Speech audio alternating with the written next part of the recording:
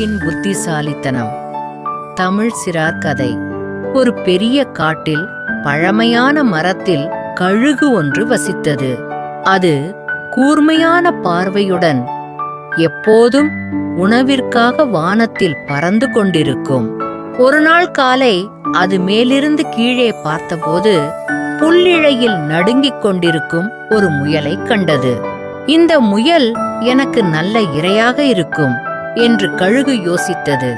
ஆனால் அருகில் வேட்டைக்காரன் ஒருவன் வில் மற்றும் அம்புடன் ஒளிந்திருப்பதை பார்த்தது. இப்போது முயலை பிடிக்க ஓடினால் வேட்டைக்காரன் என்னை துரத்தி விடுவான் என்று கழுகு யோசித்தது. உடனே புத்திசாலியாக ஒரு திட்டம் போட்டது. உயரத்தில் இருந்து ஒரு கரகரத்த குரலில் கத்தியது. முயலோடு, ஆபத்து உன்னை கடிக்க வருகிறது.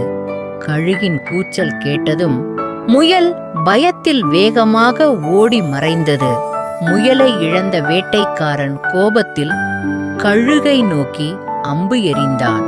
ஆனால் கழுகு மிகவும் வேகமாக பறந்துவிட்டு தப்பித்தது.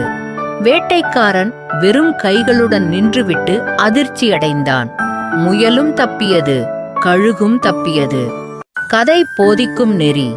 புத்திசாலித்தனம் மற்றும் தைரியம் எப்போதும் ஆபத்திலிருந்து நம்மை காப்பாற்றும்.